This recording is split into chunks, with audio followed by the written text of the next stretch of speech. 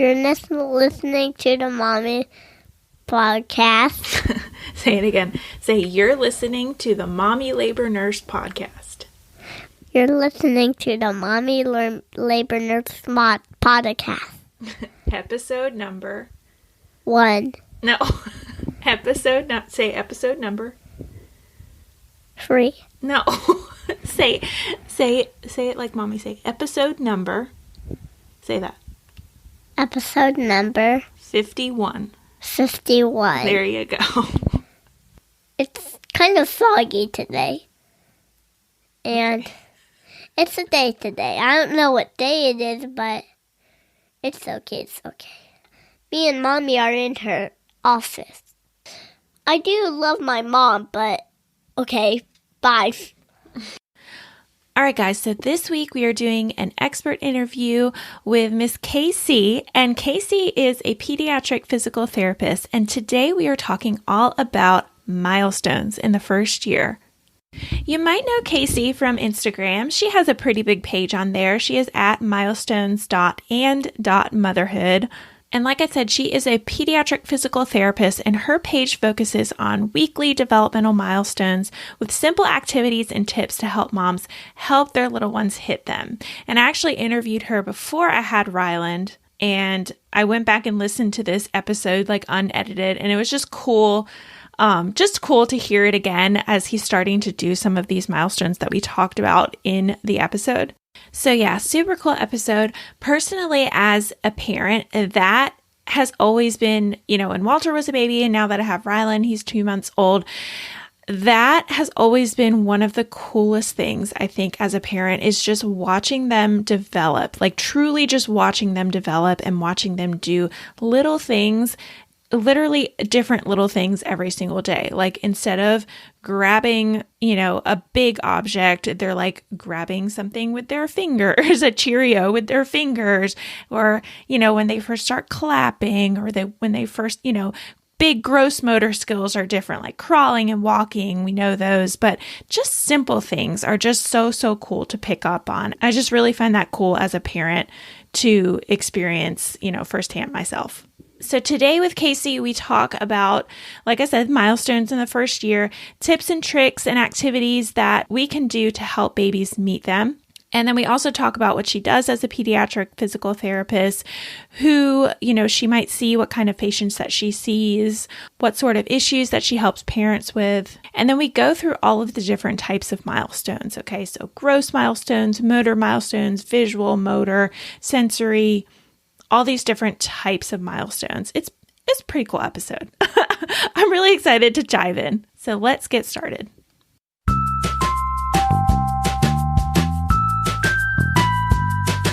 You're listening to the Mommy Labor Nurse Podcast, where we firmly believe in the power of education when it comes to giving birth. Tune in each week as we dive into pregnancy-related topics, expert interviews, and a variety of birth stories. As a reminder, anything you hear on this podcast is not medical advice. Please see mommylabornurse.com/disclaimer for more details. And now, here's your host, educator, registered nurse, and fellow mom, Liesl Teen.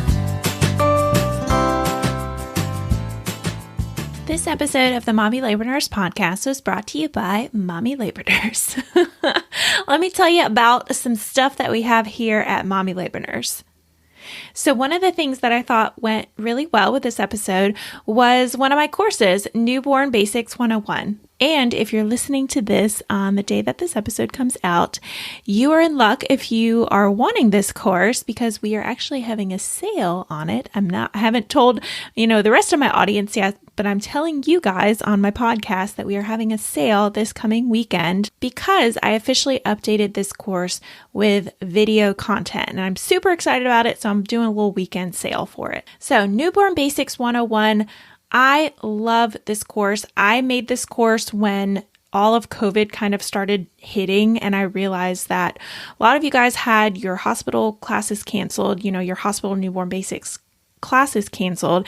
And so I decided to put something crazy long, it's a crazy long course together as an online resource. And so far, you guys love it. But I couldn't record videos at that point during COVID, so I had to kind of just do text content and an ebook with it, and I had to wait a few months before I could actually record videos. But we did that about a month ago when I was still, well, I guess it was a few months ago when I was still pregnant, and they are officially in there in a few days. If you're listening to this on Monday, they're not quite in there, but they will be in there by the time the sale hits this weekend. So Newborn Basics 101 is just what it sounds like. Newborns can be scary. I get it. I've had 2 now.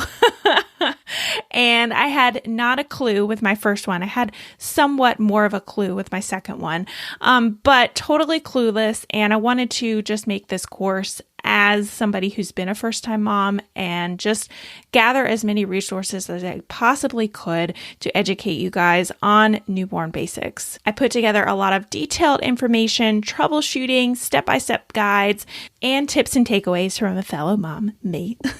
You can expect content on baby gear and home essentials, newborn characteristics and what's normal in baby, tummy time, breastfeeding, formula feeding, colic, burps and gas and spit up and diapering, bathing and skin care and hygiene, cord care, newborn sleep, crying, pacifiers, illness, fever, colds, all this stuff. It's a very long course.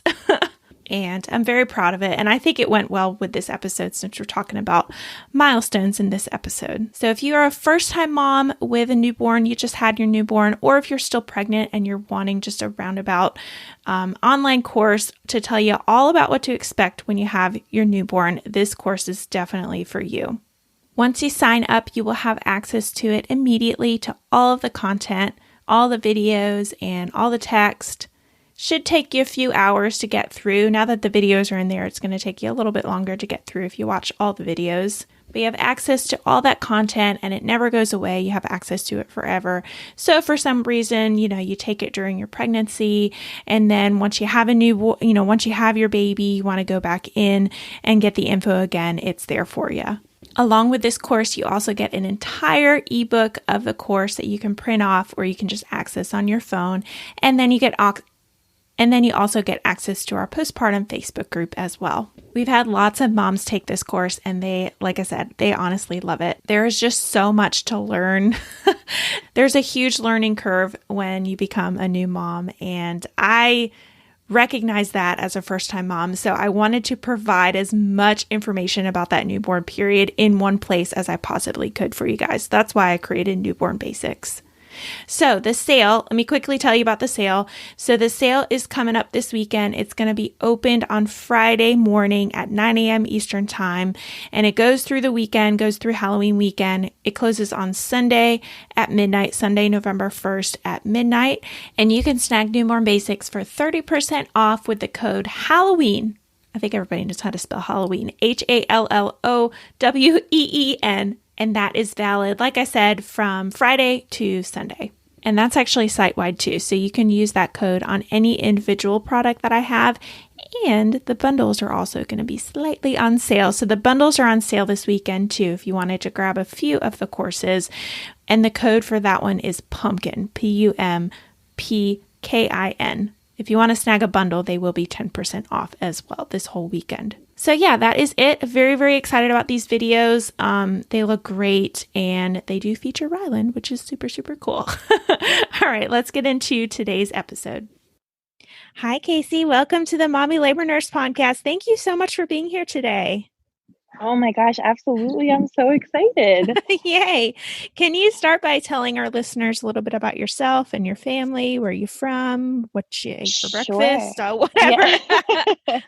Yeah, so I'm Casey. I live in New York. I have 2 little girls. One just turned 2. Her name is Audrey, and one is actually 6 months today. Her name is Olivia. So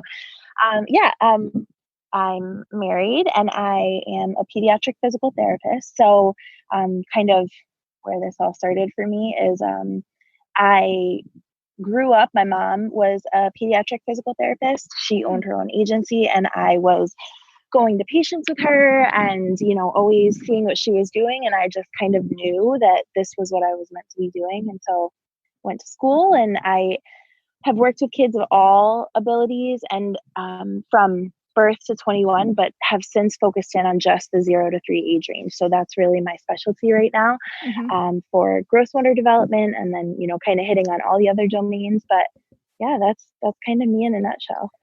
Very cool. Very cool.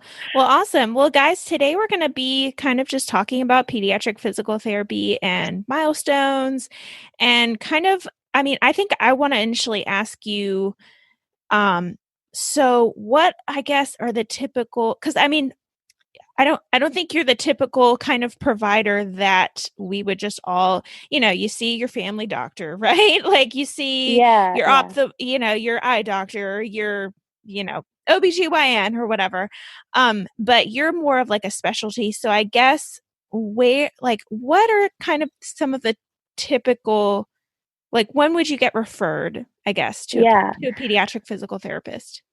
So oftentimes, so what I do is an early intervention. So in New York State, most states have a form of a 0 to 3, basically an early start program, where if there are any sort of motor concerns, your pediatrician and or a parent can just contact your county and say, hey, I'm worried about motor. I'm worried about speech. My baby's not rolling. They're not babbling, that kind of thing. And so that is typically how the referral process works. Most pediatricians do refer to early intervention. So that's often where it's caught, but parents are definitely at the forefront too in advocating for their babies and trusting that gut feeling if something seems off to you. So typically we get pulled in once something is already kind of going on. That being said, the whole driving force behind my page and my Instagram and my website and everything is to kind of give parents the information to catch things earlier, if you will. You know, notice what to expect, know at which month, you know, rolling is expected and sitting is expected. And that way, when you're empowered with that knowledge, you can advocate better and say, you know what, even if your doctor happens to be taking more of the wait and see approach, if it doesn't feel right to you, you have a little bit more, you know, kind of ammo to say, no, I really think we need to pursue this. No, that makes total sense. Let's start talking about these milestones. Let's just go over maybe some general milestones in the first. Let's start with the 0 to 3 months, maybe some tips and tricks, activities parents can do to help their babies kind of meet them. Definitely. Yeah. So the first 0 to 3 months are truly that fourth trimester for mom and for baby. And so much of it is just figuring each other out. And so much of your day is taken up by feeding and diapers and naps and trying to kind of manage that. And I think that 0 to 3 period is where parents feel like, what the heck am I supposed to do with this baby all day? You know, or how do I play? How do I engage with my baby? How do I make them meet their milestones? How do I manage tummy time? Because typically the doctor will say, okay, do tummy time, go home, you'll be good, you know, and then babies hate it. Babies don't want to be flat on their belly. They want to be on your chest, and they want to, you know, be in a position where they can really feel you and smell you and be there with their comfort. So those first 0 to 3 months for me are really preparation for the milestones that start to pick up pace around that 3-month mark. So in those first 0 to 3 months, what I would focus on is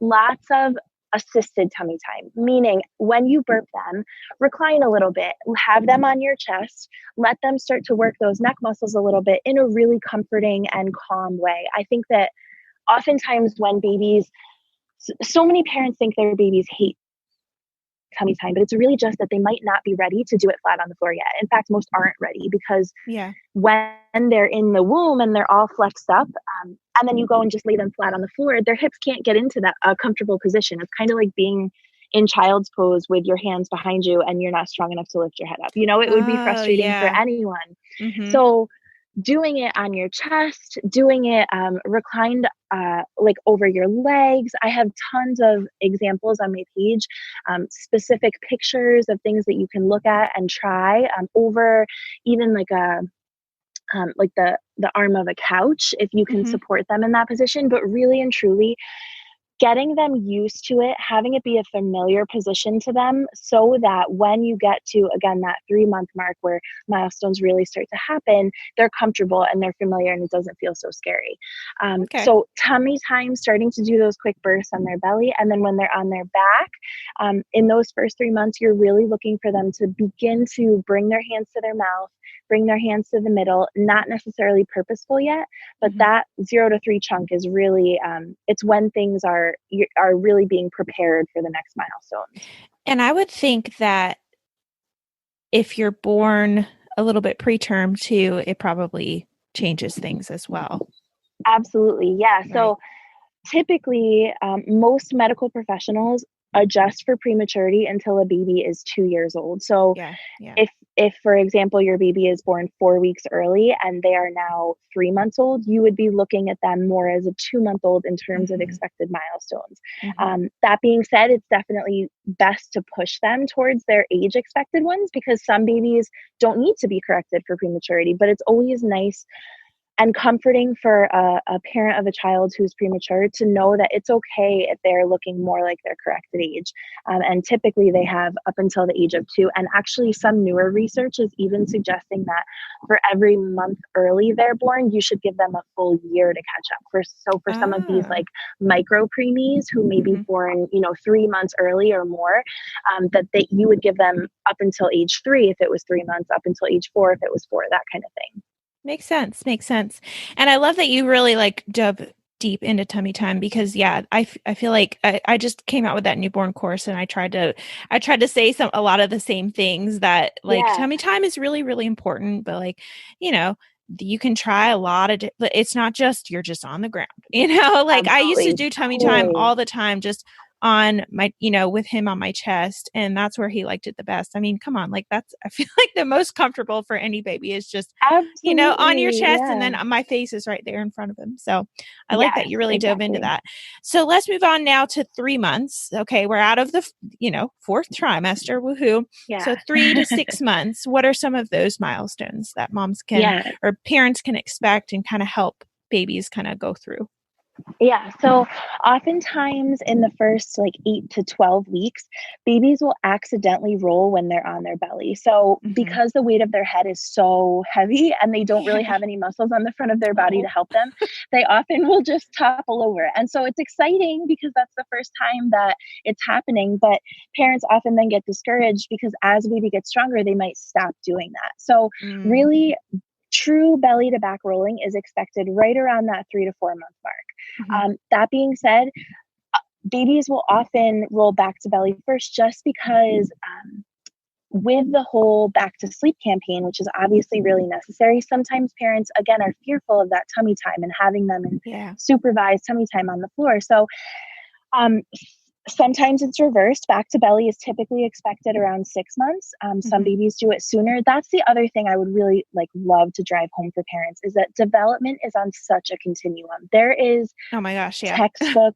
There's textbook months where you can say, yes, most babies roll between 3 to 6 months. But if your baby is, 4.5 months and they haven't done it yet, it's okay. You don't have to worry, and on the other side of it, some babies do it sooner. So in general with the milestones and the timelines I'm saying, I recommend following like a 2-month plan. So if a milestone is expected around 3 to 4 months and you're not seeing it by, I'd say 6 months, that would be worth mentioning to your pediatrician.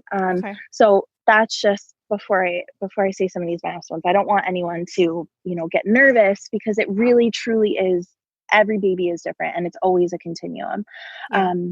But so the belly to back roll is typically expected around 3 to 4 months when it becomes more intentional. When they're on their back, typically around that 3 to 4 month mark is when hands start to come to midline and you'll see them like swatting at toys that are above them, but not necessarily like intentional grabbing. Hands to mouth is around that time. Around the 4 month mark, usually they'll start to find their knees, which then progresses at 5 to 6 months in like finding their feet and that really cute happy baby side to side roll. So cute. It is. And then back to belly rolling is usually right around 6 months, which also goes kind of hand in hand with sitting when placed, which is also 6 months. Okay.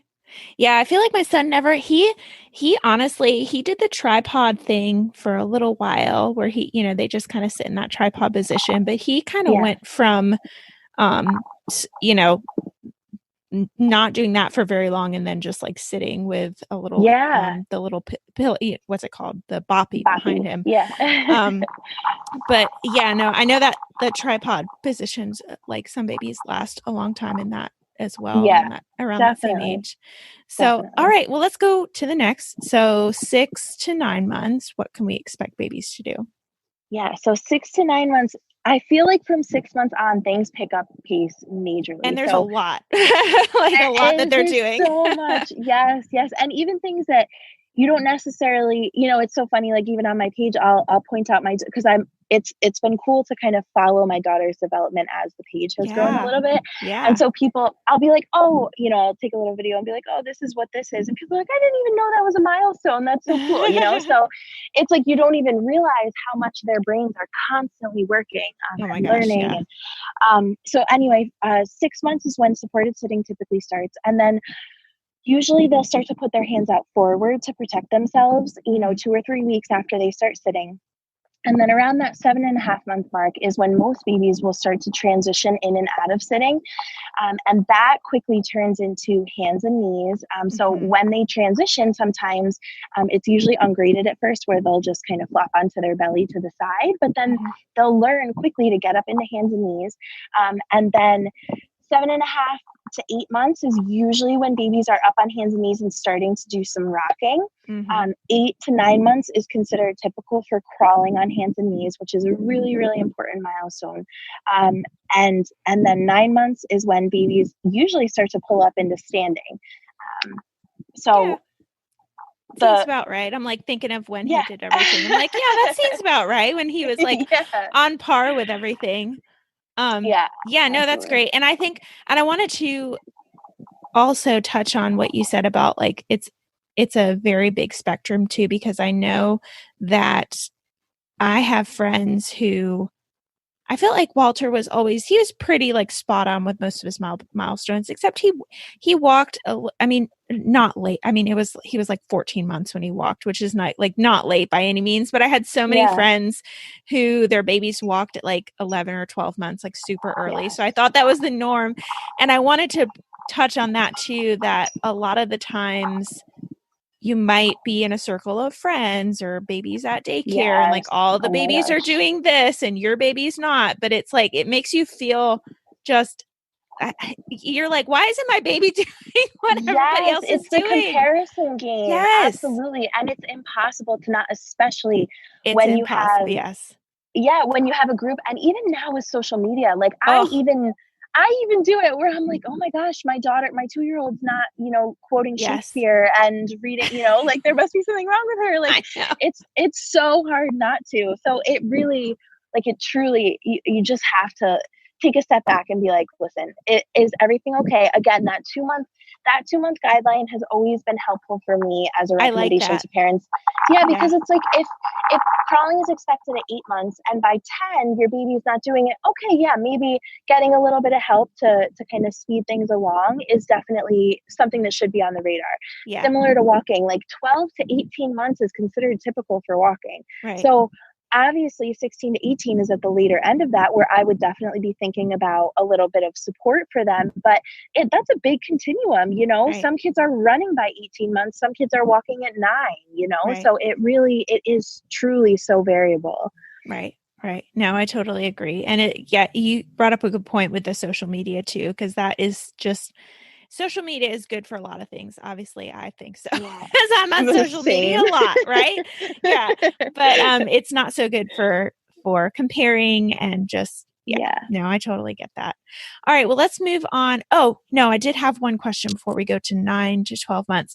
I wanted to know, so some babies do, Walter kind of did the inchworm kind of, like he crawled on his belly and he would, I guess it's more of an army crawl, because he would kind of get up on his on his hands and knees and then like put his belly down and he would just like crawl like that, like a little army crawl. It's very cute. Yeah. But he did that forever, like a good month. And then he got crawling.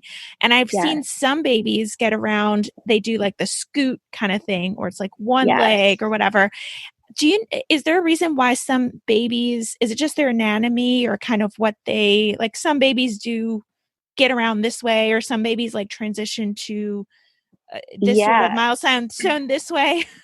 Yeah, so it definitely, specific to army crawling, it definitely can precede typical crawling. So the goal is always to get kids up on hands and knees, true crawling, because it's so important for so many things in development. It really, it strengthens their hands in a different way. It gets them ready for handwriting skills and coordination and communication between both sides of the brain, because the right side of the brain controls the left side of the body and vice versa. So it really, obviously, you know that. So it really gets them prepared for a whole life set of skills. That being said, you can always get kids back down into the crawling position. So even, you know, oftentimes, like if there's a 3-year-old that never crawled, you can get a tunnel, you can work on crawling up and down the stairs, you can do silly animal games. So there are definitely, crawling is so important, but I know it panics parents when they start to crawl in a funny way. So, you know, like with the wonky one leg up or one leg out to the side, that can be a lot of different things. Oftentimes it comes back to strength somewhere, whether it's a little bit of belly weakness or hip weakness, not to say that it's always problematic. And a lot of times they just need a little bit of help to get them into regular crawling. So there, I don't want to go into like tips and stuff. I feel like we'll be here all day. I'll talk to you forever about that. You're fine. But there's a lot of things that you can do to encourage true crawling when you're seeing those things. But sometimes it's just a little bit of weakness. Sometimes it could even be just a preference, or they get really fast at it and they're like, what the heck? I don't want to do regular crawling, which feels so slow, you know? So typically army crawling and that inchworm that you're describing, that does typically precede regular crawling. But some of the other ones can just be how little ones move and work towards that true hands and knees crawl. Cool. Interesting. Well, cool. All right. Well, let's go on to the last little chunk. So 9 to 12 months. What are babies doing? Like I said, around 9 months, they'll typically start pulling up into standing. 10 months is when you often see babies start to cruise along furniture, meaning they'll be standing at like a couch and they'll take side steps to whatever it is that they want. Then 11 months is really that starting to see more periods of brief independent standing. So where they're getting a little bit gutsier in a standing position, like turning with only one hand for support and maybe even letting go with both hands quickly and then squatting down to the floor. 11 months is also a great time to introduce something like a push walker, where they are standing behind it and can move it across the floor, because that is a nice way to I try not to recommend parents to hold hands and walk, because it really changes what a baby is perceiving as their base of support and their center of gravity. So doing something like a push walker where they're more in control and they can steady themselves, even like something like standing up against a wall, having their back to the wall and letting them shift their weight towards you is much more beneficial than just standing them in the middle of the floor and letting go, because they really can't find their balance that way as easily. And so 11 months is really starting to see more of those periods of brief independent standing. And then, like I said, that 12 to 18 months is considered typical for independent walking. 12 to 16 is more of of like that sweet spot where most babies will do it in that time frame. But again, some babies will walk at 9, 10 months, and some will walk closer to that 16 to 18. So it really is very, very variable. That makes a lot of sense. And it's funny that you brought up the independent standing thing, because with Walter, I'm going to refer just to what he did, because I feel like that's my frame of reference, right? Yeah, of course. But no, I remember what he did was he did not do a lot of independent standing. He just would cruise along the furniture. And then it was like a week before he would take a few steps, he started doing the standing. And he was just like, no, I'm not just going to stand. I'm just going to like start walking and moving. Yeah. But I wanted to also bring up, and this is, we're going past our 12-month 12-month thing. We're talking about walking now, but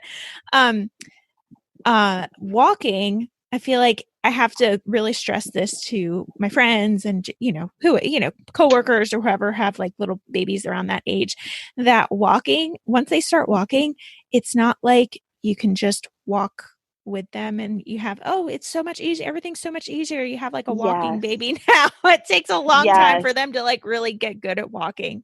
At least Oh it did my for gosh, me. absolutely. Yes. Yes. No, it's so true. And like, not even just their stability in walking, but I feel that we're always pushing them to the next milestone, and then it happens and we're like, oh my God, they're mobile. Like Yeah. they're gone. You have Yep. to be, it changes everything. So yeah, even it definitely takes time. And it's so much of that toddling at first, where the steps Right. are unstable, they have a wide base of support, and then things gradually start to become more mature. And you'll start to see things like running and jumping and stair climbing, all of those things. So yeah, it definitely takes time. They're not just, they take their first steps and then they're off, it takes a lot of time.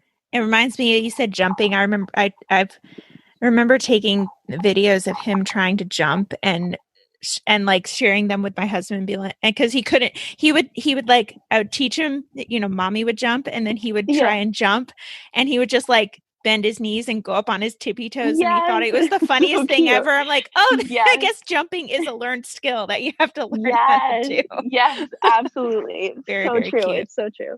Very, very cute.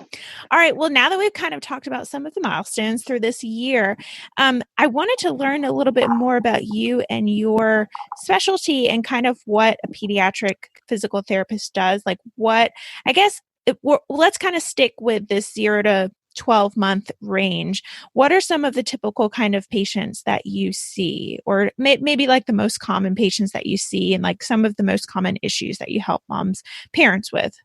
Yeah. So a huge one is torticollis. And so that is when there is a tilt to a one tight neck muscle, essentially, and there's a tilt to one side and a turn towards the other. So that's another thing that in that 0 to 3 month range is really, really important to think about, because a lot of babies actually come out of the womb with it because of the position that they're in.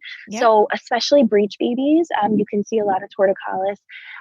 And so in those first 3 months, before they're really able to move on their own and adjust their position, they're so reliant on us. And so making sure that their head is in the middle in those first 3 months is huge. Like in their car seat, if you have them in some sort of like baby container, quote unquote, where if they have reflux and they need to be in like a bouncer or something, like a baby Bjorn bouncer, a sitting one or something like that, it's really important to make sure that their head is in the middle so that you can kind of prevent any sort of torticollis or flattening on one side of the head, that sort of thing. And tummy time obviously also really helps with that too, but it's definitely a big one that I see. And so torticollis, things like cerebral palsy, diagnoses, I see a huge variety, and with that, a huge variety of abilities in children. But in that first year, oftentimes it can be as simple as they're not crawling or they're not pulling up into stand. And so really just giving them some tools to move in a way and set up their environment in a way that will promote those skills is where I come in. So a big part of early intervention and being a pediatric therapist is family training. So it's really about not necessarily like the typical outpatient physical therapy that you would think of. Like I'm definitely doing hands-on things, but it's more so teaching parents like, okay, if you wanna encourage, say cruising, you can put the toy here. If they're up on tiptoes, try taking the couch cushion off, really setting them up for understanding their child's development, what's expected, and then how to, again, like set them up for success, set their environment up for success, and really maximize that time with their baby and development rather than stressing about it. Makes sense. And so how often do you see patients typically? If somebody gets referred to you, let's say for torticollis, okay, somebody gets referred to you, is this like a one-time visit, or do you see them a whole lot throughout their first year? Kind of what does that Yeah. look like? Like what's the typical, I guess, treatment plan? So in early intervention, you have to hit a specific criteria in order to qualify. So you have to be a certain percentage delayed in one area or a certain percentage in two or more areas. So it's a little bit not tougher, but it's different to qualify for early intervention versus if you're just going to like an outpatient pediatric therapist or a private physical therapist who can just see you. So it depends on what a child looks like. Typically, most of the kids I see are right around twice a week.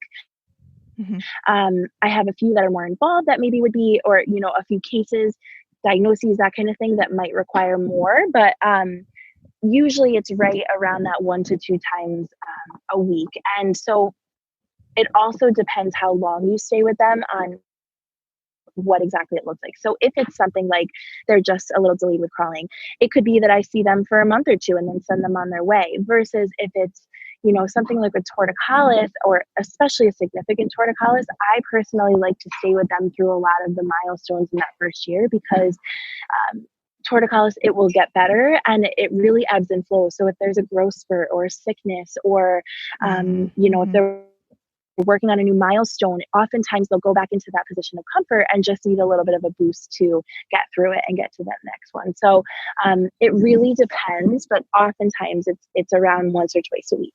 Cool.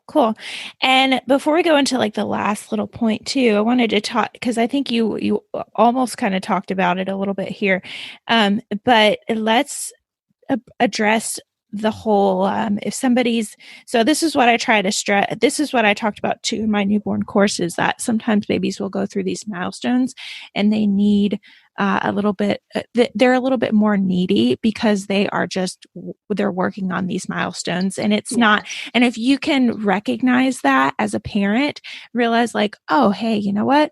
My baby's really working on, you know, crawling right now, or really working on walking. Like maybe that's why the night, you know, they're getting up more in the night, or they want to be a little bit more lovey or whatever. So you can elaborate on that if you want to, but I just like to really stress that to parents too, that it can be hard for them.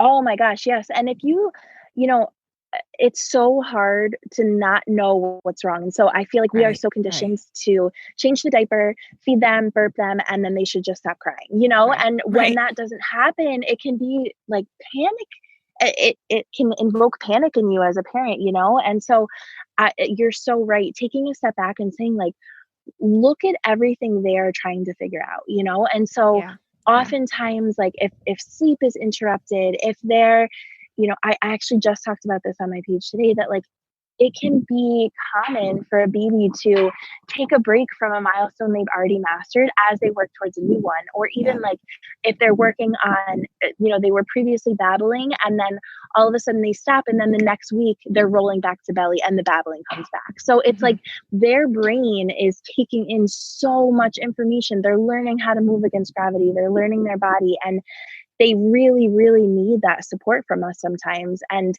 I think it's a great thing to think about, where you can kind of take yourself back and say, okay, maybe it's teething, maybe they're learning a new skill, and look at supporting them and how exciting it's going to be when that skill happens and they kind of go back to their regular self, you know? Yeah, absolutely. And this is a good time to bring up the Wonder Weeks. I'm sure you are familiar with that book and that app. I love to refer parents to the Wonder Weeks and have them read that, because they're very heavy on that, and just recognizing all of these leaps and milestones that babies are going through and kind of how to help them go through that. So definitely check out the Wonder Weeks too, if you're listening. All right, well, let's go into this last question about milestones, because we've talked about, I feel like we've probably talked about mostly about gross motor milestones. Am I right? Yeah. And fine motor. Yeah. And fine motor. Yes.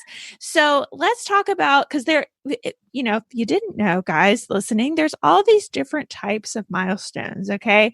Not just walking and crawling. Those are gross. I'm assuming, right? Yes. So they're in like the same category. But there's all these different types of milestones. So let's just go over all of these different types.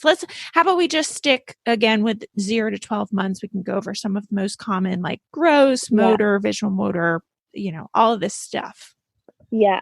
So gross and fine and, vision, all of those things really happen together at once. And so much of the development in those first 3 years overlaps. Same thing with speech. Like it's all working towards the same thing. So things with fine motor, like when they're in a sitting position. So even what I was mentioning in that 0 to 3 month mark where they're bringing hands to midline, when they're in sitting, you'll start to see more dynamic play with their hands. So they'll go from playing with one toy in each hand, holding a toy with 2 hands, to passing a toy between hands, banging toys together. In terms of like the cognitive domain and speech, understanding like putting things in, taking things out, object permanence. There are so many milestones. And so it might be easier to talk about how to foster the milestones rather than specific ones, just because there's so many, if that's okay. Let's do it. Okay. So like I think that the big thing that I would love to stress to anyone that is listening is just play with your baby. Like you don't need all of the toys and all of the light up things, and you have everything you need. You can foster your baby's cognitive development and emotional development and speech development through just being with them and looking at them, singing to them, reading high contrast books to them. Black and white books are great, especially for tummy time. They really capture that vision and work on all of those areas I just mentioned. Things like pointing, reading them a book and saying, do you see the horsey? And having them point, because isolating the pointer finger is a milestone, clapping, all of those things that are truly just fostered through playing with our babies happen, especially in that first year. And so I think we get so caught up in checking the box off of those milestones that we lose sight of just being with our kids, and just playing with them. And that would be one thing that I would love to drive home, is just like, no, I love that. You can't sing and read and do all those things with your baby enough, Yeah. No, I love that. It's like, okay, just be a parent and play with your baby and do all of these things. And the milestones should just kind of naturally develop. That's great. Right. No, that's great advice. Yeah. And sometimes, sometimes they don't. And that's okay too, to have just a little bit of help or know when to say, okay, maybe this is a little outside of what is considered the typical time frame, and maybe I should find someone that can give me a little boost, like a pediatric PT or OT or speech pathologist. There's so many resources available that I didn't realize how little parents are given, and so I think again that's been like the big driving force behind my page, is just getting this information to as many people as I can. Love it. Well, that's also my philosophy. So we share that same philosophy. Well, cool. Well, thank you so much, Casey, for coming on. I know we've mentioned your social media, your page. I'm really excited for you to share that with our listeners, where people can find you on social media. Yeah, absolutely. So my Instagram is milestones.and.motherhood. Okay. And my website is www.milestonesandmotherhoodand.com.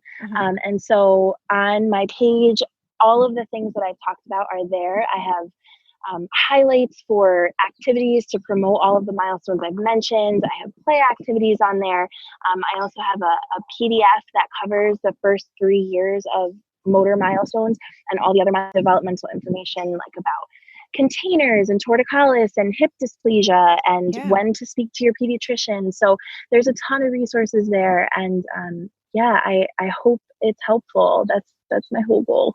No, I love it. Well, awesome. Well, thank you so much for coming on today, Casey. I think this was a great episode for new parents to tune into. Maybe they're, still pregnant, kind of not quite thinking about milestones yet, but Yeah. hey, it's something that we're all going to go through once the baby's born. And it's honestly, as you're talking, I'm like remembering Walter doing all of these things. And now this baby that I'm pregnant with, I have like 12 more weeks, 11 more weeks, something like that. And I'm like, I know, I'm like thinking, I'm like, oh yeah, I get to like be really excited about clapping again and doing all the little things. Cause I remember that is such a joy for, it's such a joy that you go through as a parent is, or at least it was for me, is just like seeing them learn all of these things and like do all of these things. And it's probably different with the second one, right? Like the first one, all your attention is focused on that, or at least it was for me. So with the second one, it might be a little bit different, but yeah, I'm excited. So I appreciate you coming on because it's getting me more excited about this baby and going through milestones. Yes. Oh my gosh. And seriously, thank you so much for having me. I really appreciate it. And if you need anything with your little one, just reach out. Definitely. Awesome. I will. Well, thanks for coming on. Yeah. Thank you so much.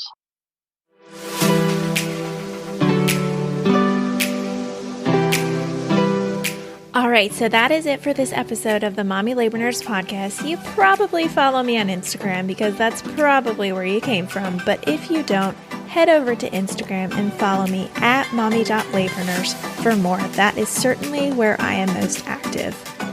I also now have a separate Instagram for just this podcast, so I encourage you to follow my second account at mommylabornurse.podcast as well if you want podcast updates. Again, that is at mommylabornurse.podcast. As always, you guys know that I also have a website where I have tons of articles all about pregnancy, birth, breastfeeding, newborn stuff, and more at www.mommylabornurse.com.